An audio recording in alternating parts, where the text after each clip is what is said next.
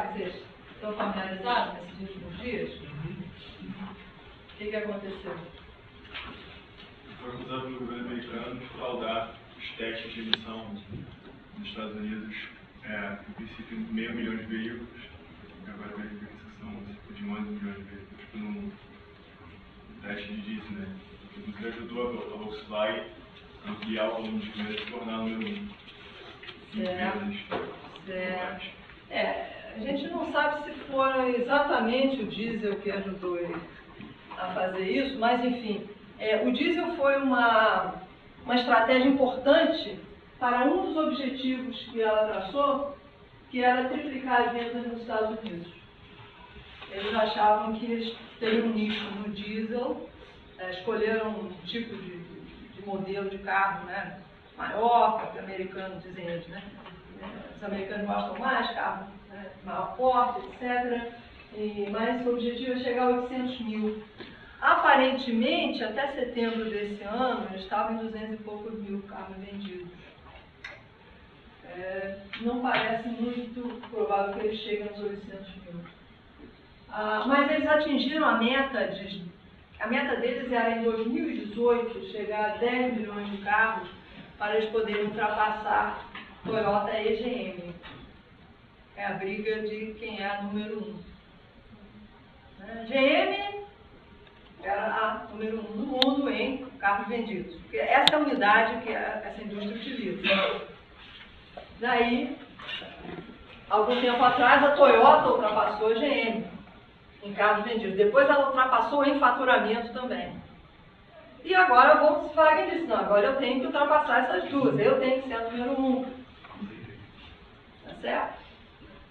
Mas aí o que acontece com a questão do diesel, né? Então, por que acontece isso? Por que você teve que ludibriar a agência lá americana? A história é que eles colocaram essa estratégia, vamos desenvolver um carro a diesel, etc., e tem que atender a determinadas condições, e chegaram a licenciar um produto, uma tecnologia da Daimler, que atendia essas condições. Mas rivalidades internas, dizendo não pode, a gente não pode fazer isso. Quem tinha licenciado tinha sido alguém que tinha vindo de uma outra empresa, não tinha feito carreira, completa na Volkswagen, então o pessoal interno reagindo muito, disseram, nós não podemos fazer, a gente tem que desenvolver a nossa, e entregaram lá dois considerados os melhores engenheiros alemães nessa época, nessa área aí, para desenvolver, e aparentemente eles não conseguiram. Então, nada como você, no finalzinho do teste, você dá o número que tem que dar. Quem faz programação sabe que não é difícil fazer isso, certo? Então foi isso que eles fizeram. E hoje a organização está diante de uma questão muito séria. A gente já viu aqui, reputação, a gente falou confiança, Então ela hoje está diante dessa questão. Por quê? Porque para cumprir a meta, para atender a esse crescimento que, afinal de contas, foi determinado de acontecer, a gente tem que fazer acontecer. Então, põe um software ali, e isso aí resolve. Certo? A gente tem uma crise aí, efetivamente, de reputação, uma crise de valores, uma crise ética que vai afetar toda a economia. A gente estava falando dessas relações todas, A gente falou do político, falou, e a gente entra nessa área, que também está interligada. Tá certo? Então, tendo visto esse panorama geral, o que a gente pode tirar aí? Existem alguns pontos que a gente pode ver que seriam comuns? O que a gente pode tirar dessa? A gente olha para esses 4 quadros. Metas de crescimento. Metas agressivas. Acima do viário. A gente tem metas agressivas de crescimento, não é? Tem isso aí acontecendo. pragmatismo extremo e predatório. Que deve ser isso? Não vale tudo. Talvez isso aí esteja um pouco associado ao seguinte, quer dizer, quando você estabelece, né, um crescimento na base da meta, você está fixando aonde você quer chegar. E muitas vezes você não fala o como. Certo? E aí esse como, ele pode ser percorrido de N maneiras. Atalhos, entende? Porque esta é a meta. O que é importante? É a reta da chegada, é aqui, esse ponto de chegada. O como não está trabalhado. Mas eu acho que ela quis dizer outra coisa, hein? Porque isso que você está falando está mais voltado para planejamento. Né? Você tem um crescimento previsto, então vamos planejar. Tá? Agora o que ela está falando é outra coisa, é que vale tudo. Tá? Vale falta de ética, vale intervenção política sem ética ou predatória. O vale tudo acaba ocorrendo porque você exatamente não diz o como. Né? Então é aquela história, está tão aberto porque quem faz direitinho vai fazer direitinho. Quem acha que pode fazer de outras maneiras, vai fazer de outras maneiras. Não está. Né? Os próprios representantes da Volkswagen, nós não sabíamos, que é crível que talvez eles não soubessem. Né? Mas a gente nunca achou que deveria dizer que não tinha que não era permitido fraudar, vamos dizer assim. Eu não preciso dizer isso para... Okay? Gilda, você não pode colocar um ganho pessoal de um pequeno grupo às custas de um prejuízo de uma grande maioria. Se você exaure o seu recurso, o seu meio, sua condição ambiental necessária, você exaure tudo no longo prazo. Tudo bem, estaremos mortos no longo prazo, mas enfim. Não é inteligente você depredar aquilo que é o seu gerador de riqueza e gerador de bem-estar para toda uma coletividade. Esse é o ponto. Então, ganhar é bom, sim. Ganhar com mérito é melhor. É isso que eu quero colocar. E talvez isso não tem como afirmar se é uma questão psicológica de cada gestor, porque existem gestores e gestores, existem empresas que conseguem gerar valor e riqueza, enfim, preservando o seu ambiente, suas condições necessárias, os seus recursos, os seus motores e tudo mais que ela possui. Mas existem empresas que atuam como, com perdão de expressão, psicopatas. Não interessa se ela não pode ganhar, então ninguém pode. Isso é muito ruim, a gente está vivenciando os resultados desse tipo de efeito. E cada vez mais as crises que se repetem ganham proporções cada vez maiores, ou seja, esse perfil do gestor, ou essa forma de ver a gestão, ela se propaga há muito tempo. E enquanto essas pessoas serem vitoriosas em alguma medida, isso vai se repetir, porque é um sistema de estímulo-resposta, é recompensa. Esse ciclo precisa, de alguma forma, ser rompido, ser exposto como uma falácia. Acho que eu clarifiquei. Não sei. Obrigada. O que eu estava pensando tem até um pouco a ver com o que ela tinha colocado antes no Banco Central. Talvez eu acho que as organizações, ou até, por exemplo, eles traçam uma meta, por não pensar até em planos B ou cenários, aí põem metas muito agressivas, e eu acho que eles até fazem um planejamento estratégico, mas não pensando nas possíveis adversidades, ou não contemplando tudo, e aí quando começa a não dar certo, aí começa de repente um vale tudo, um desespero, Geralmente é a visão mais otimista que predomina.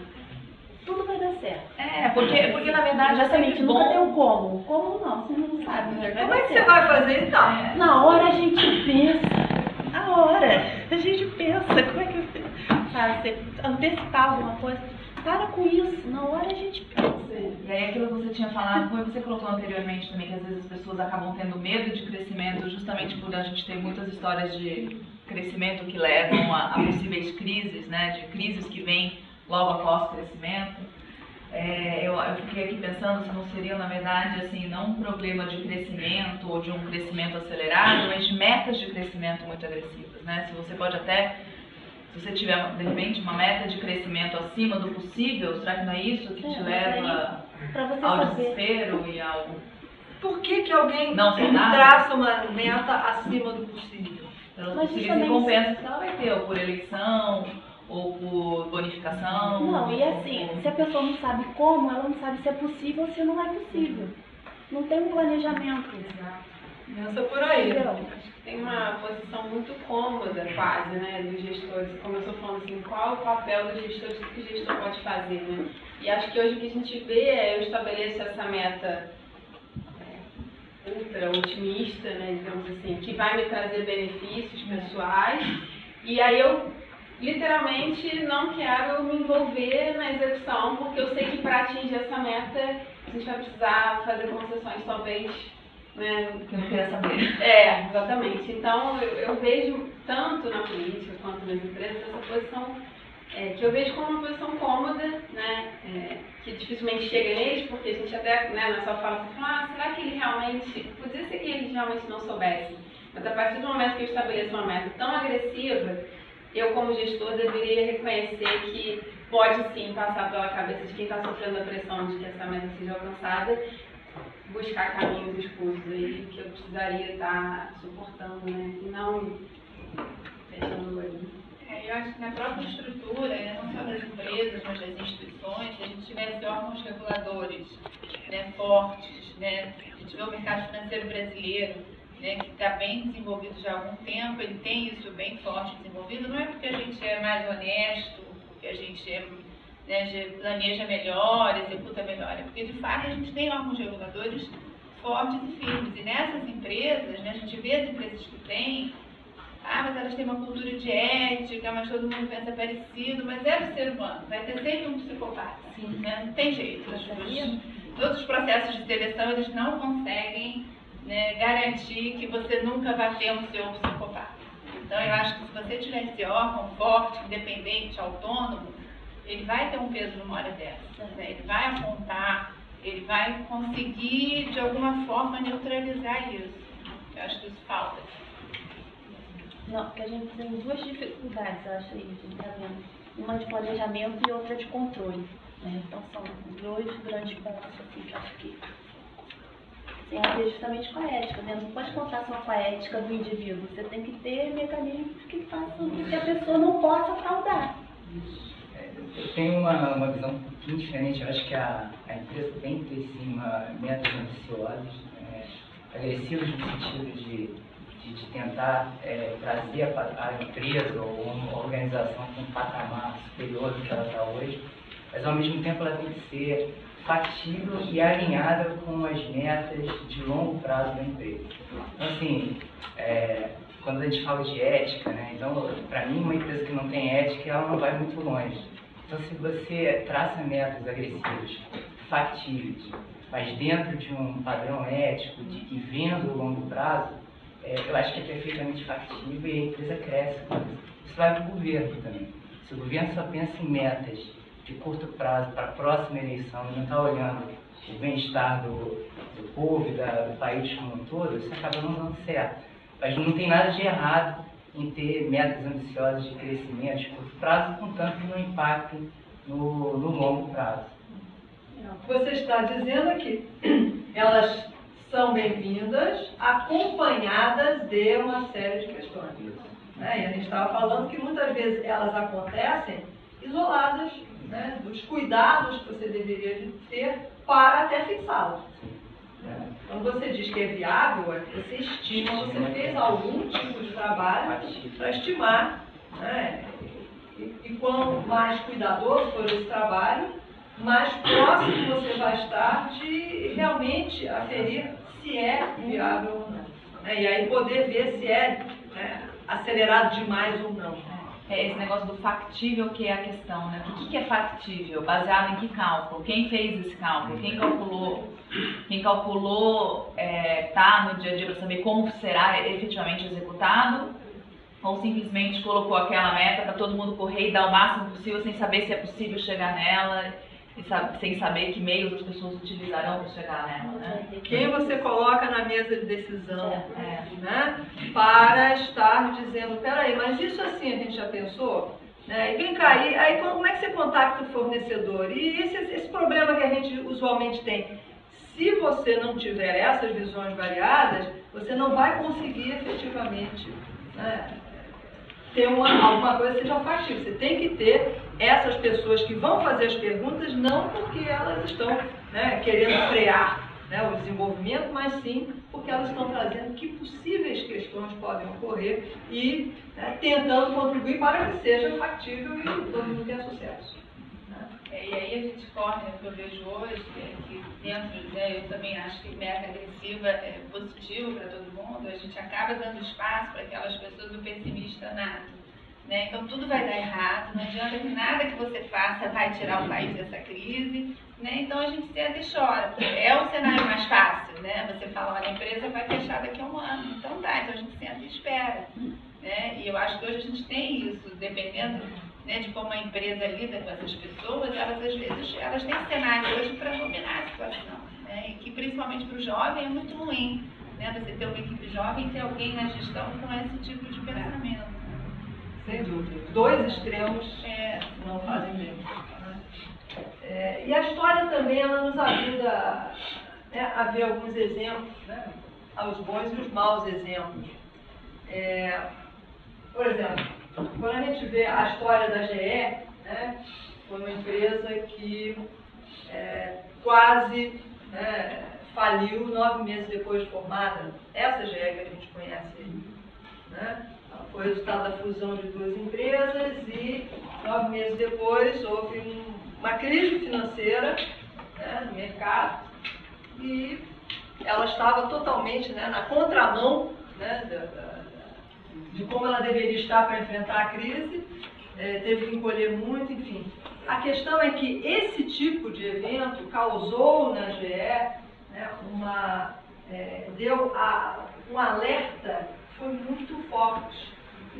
E que até, né, por muitas décadas, a gente vê o resultado disso, né, onde ela cada vez mais ela aperfeiçoa a função de auditoria interna. Né, é muito assim, olha, se há uma má notícia, eu quero ser o primeiro a saber. A gente tem que, ele não pode ser pego de surpresa, porque isso está aqui dentro de casa. Né? Então, esse tipo de encaminhamento, ele vai facilitar, né, que você realmente construa esse tipo de organização que você estava descrevendo, uma organização que está caminhando, visando longo prazo, né, não é apenas o aqui e agora. Né? Então, a gente sabe de alguns outros gestores que dizem que o que você veio fazer? Só me dê boas notícias, porque as más você tem que resolver e trazer para mim dizendo como é que você resolveu. Vocês lembram de alguém que era assim? Pelo menos dizem que era assim? Não? Eu estava pensando no Ike Batista. Também?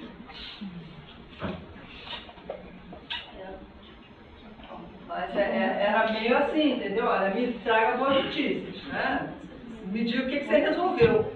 Né? As mais, não tome meu tempo falando isso. Né? Então, efetivamente, a gente tem que ter um cuidado com isso para a gente poder encaminhar um crescimento de uma forma, né, mais saudável. Mais alguma coisa que a gente possa tirar desses 4 casos? Talvez seja, assim, subestimar uma conjuntura internacional, sabe? Por exemplo, é o caso da China, que era um país que não tinha demandas, e aí aumentou muito, passou um PIB acima de 10, fatalmente agora vai diminuir, porque teve uma construção muito grande de usinas nucleares, de trens de balas, de residências.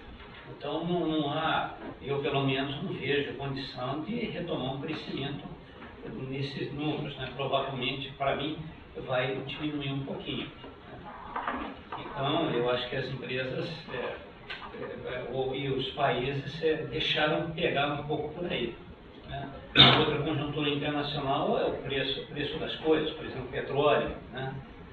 O preço do petróleo era muito alto, e agora está muito baixo. O preço do minério, né, por conta lá da China, inclusive. Então, eu acho que faltou aí uma coisa em comum, subestimar condições internacionais. Uma dependência grande da China. Então, a impressão que eu tenho também é assim, que se a China melhorasse, aqui automaticamente melhoraria. Independente de, sabe, estaria tudo igual aqui dentro, internamente, mas daria a impressão de que estava bom. Talvez no Lula tenha acontecido isso. O Lula pegou uma fase da China. Ah, sim, certamente. Né? Mas dentro já estava tudo igual. A crise, exatamente, a crise interna não tinha. Ele comentou, faz bastante tempo, ele comentou que ele disse, eu tive uma grande sorte que eu não peguei nenhuma crise internacional. Ele comentou. Né, comparando com o governo Fernando Henrique, nós não tivemos. Ele tinha consciência disso. Efetivamente, ele surfou. O problema é que quando a gente vê uma situação dessa, a gente se esquece que, como a gente viu o ciclo aqui da crise, né, ela desce e depois recupera, quando subir também um dia ela não vai ficar estável para sempre. Você não vai manter isso para sempre. Você vai ter esses ciclos. Como é que você se adequa a isso? Né? Esse é um tipo de pensamento que a gente tem que fazer quando a gente está pensando em longo prazo. Como é que eu vou me adequar a isso? Não posso apenas esperar que o cenário continue o mesmo, estático, por muito tempo.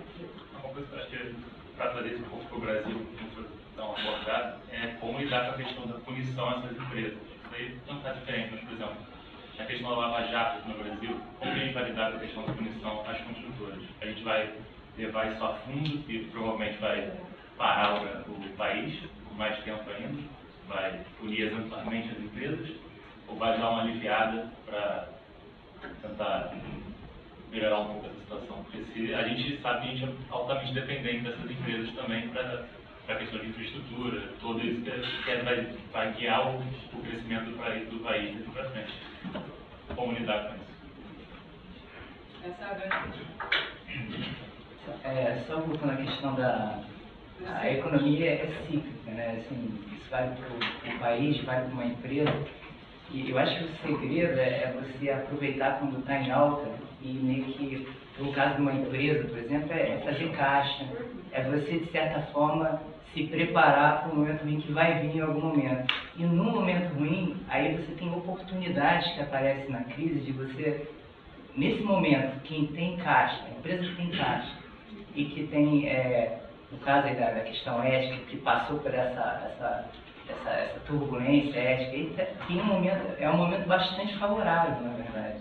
Então, assim, você estar preparado para nos bons momentos, se economizar. E nos maus momentos, é você buscar oportunidades que vão aparecer. Então, a gente percebe isso, né? Eu trabalhei muitos anos na Shell. Na Shell tinha um ditado que, independente do preço do barril, tinha que ter austeridade nos custos dos projetos. Não importa se o petróleo estava $150 ou estava $40. A austeridade deveria ser o mesmo. Você economizar na bonança para gastar no período difícil. Exatamente. O que eu vejo nas grandes empresas é que não existe essa cultura, né, não de não ser eficiente, de não ter descanso de capital, mas de economizar, né. Os exemplos que eu tenho de grandes empresas é que quando está em tempo de fartura, né, os orçamentos engordam, o principal desafio dele é executar o orçamento, não importa se são bons projetos ou não. O desafio do gestor ele vai ser avaliado se ele executou. Se gastou dinheiro. Então ele queima recursos, ou se efetivamente não tiver projetos, distribui para os acionistas. Então, tira da empresa e acabou. Então não tem isso, não tem economia, né? Não tem sobra de cara. A gente e aí quando chega um momento desse, manda a gente embora, tenta segurar um pouco. Depois... Por que às vezes você oferece um monte de treinamento para o pessoal que não tem nada a ver? É a meta do RH. Tem uma meta, ele tem que cumprir, chegar no final do ano, você não deu as tantas horas de treinamento, não gastou não sei o quê, Vai pra qualquer você é incompetente. Faz um curso aí. Aí você manda aquele e-mail, quem está querendo fazer alguma coisa, por favor, comparecer e não vai. Né? Os orçamentos que é gasto naquele ano, né? Você não consegue... Base zero, pronto, começou tudo de novo. Então repassa. Denise, eu vejo que existe uma força maior que mexe bastante nisso aí, que é a Bolsa de Valores e o mercado de capitais. Tá? Em 1980, o PIB mundial era de 10 trilhões de dólares. Tá? Nesse mesmo ano, se você analisar a soma dos ativos mundiais, você coloca 20% em cima do PIB, 12 trilhões de dólares. Aí quando você vem para cá, para 2008, porque 2008 foi um ano da crise, a gente supõe que os ativos estejam próximos de um valor real. Então você subiu de 10 para 50 trilhões de dólares. Né? Se você colocar a mesma regra para calcular, poxa, qual é a soma dos ativos mundiais em 2008? Tem nada a ver com 60 trilhões. Foram 300 trilhões. O que é isso? Né? Uma absoluta especulação em cima disso.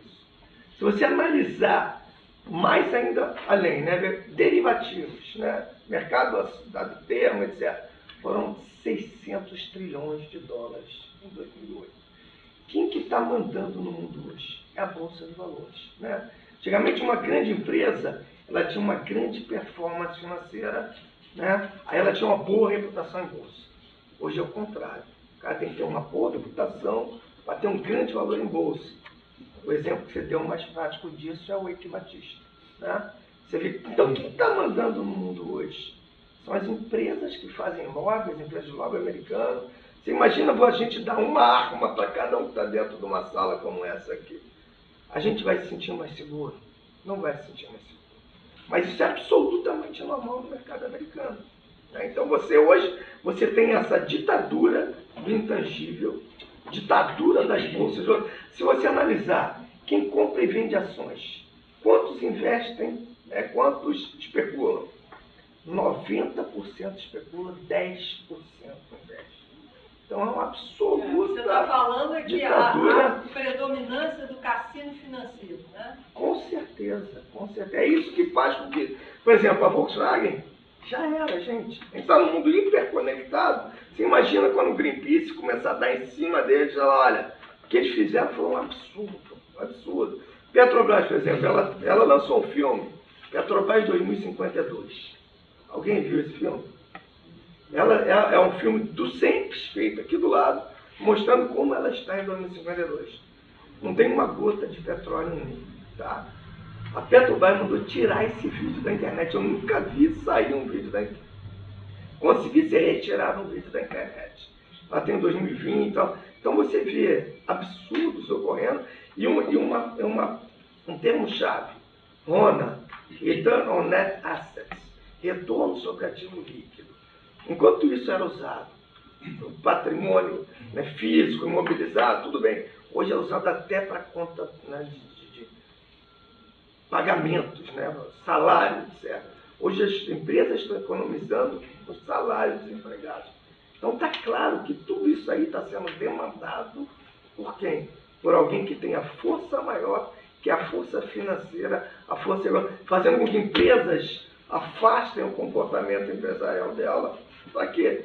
Para ficar, obedecer a comportamentos políticos e outros interesses que a gente vê que, naturalmente... Quando você falou que a gente devia estar surpreso, ao contrário, acho que pouca gente aqui está surpreso com essa crise. A gente pode estar surpreso com a demora de você ter as instituições jurídicas acabarem com essa brincadeira. Eu não tenho a menor dúvida, na hora que acabar ele volta a dar um salto. Tá? Eu não consigo ver muito essa comparação com a Grécia, porque a Grécia, tirando a questão da previdência, das mordomias, etc., que aqui é pior do que lá, né? A gente tem volumes diferentes.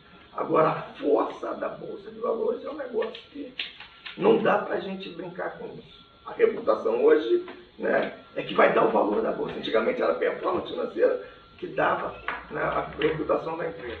Então, vejo que isso a gente está muito linkado na ditadura do intangível, ditadura da imagem. Pessoas como Eike Batista, porque ele temou demais, né? Ele errou. Ele não teve aquela empresa que forneceu cash call para ele, como a Odebrecht fez. A Odebrecht passou de 44 a 79, 35 anos trabalhando só em construção, né? Formando aquela... O outro não teve o tempo. Era um gênio do marketing. Só que exagerou, quis ficar rico sozinho, não arranjou sócios nem nada, botou o pé pelas mãos, etc. Perfeito. Ditadura do cassino financeiro, né? As apostas, ao invés de efetivamente dedicar a energia a construir, a operar. A Petrobras, a gente tem um problema gravíssimo. Você tem dois tipos de empregados: o concursado e o terceirizado. O terceirizado hoje você tem quase 3 vezes mais terceirizado, ou seja, ganhando grana diferente, condições diferentes. E dentro dos concursados, é muito interessante, até 10 anos, você tem 51% de funcionários. Acima de 20, você tem 46%. Entre 10 e 20, você não tem nada, você tem um firewall entre uma galera. E tem mais de 20 anos, tem Petros 2, tem pagamento de saúde para parente, para pai, para mãe, enquanto o outro está entrando agora, está largando a Petrobras. Eles fizeram um pacto dentro da Petrobras para tentar segurar as melhores cabeças. Não conseguiram segurar as melhores cabeças. O nego fez concurso do BNDES, todo mundo saiu fora. Então, quer dizer, a gente vai adiando essas soluções e vai estragando as empresas, vai piorando as empresas. Vamos então agora tentar focalizar aí na questão das empresas. O que você pode dizer, depois da gente percorrer esses 4 casos, poderia sugerir que crise é uma situação de desajuste persistente e crescente, onde cada vez mais nós realizamos cada vez menos. E aí, umas coisas interessantes. Na base dos casos que a gente viu aqui, você viu sempre crescimento e, aparentemente, produzindo uma crise. E a crise depois, em seguida, matando o crescimento. O que nos faz pensar se o crescimento é um processo suicida? E quando a gente fala da vilã crise, essa relação no final, quem é o vilão? É a crise, que é a consequência do crescimento, que mata o crescimento. Qual é o crescimento em si?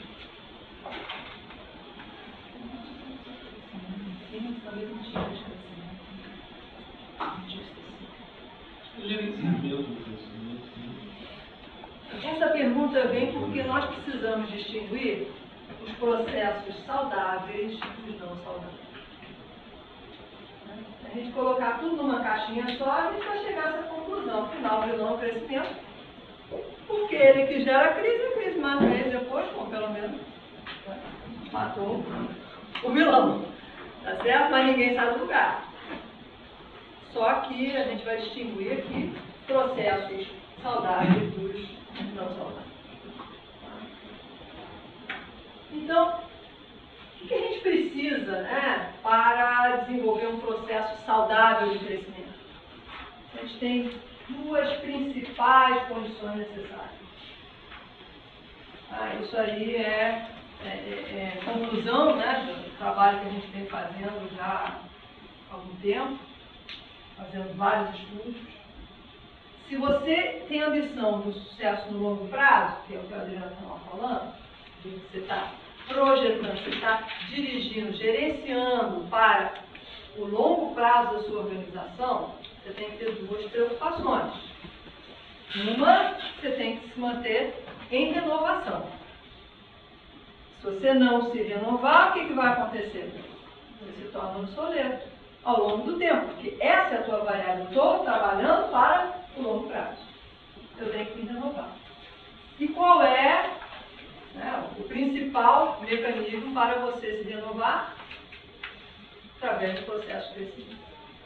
Diga. Eu acho também para você consegue chegar naquela sua meta, no seu crescimento, você não pode estagnar. Você tem que continuar estudando todo o ambiente, trabalhando em conjunto, para continuar crescendo. Se você chegar lá e parar, vai acontecer exatamente aquilo.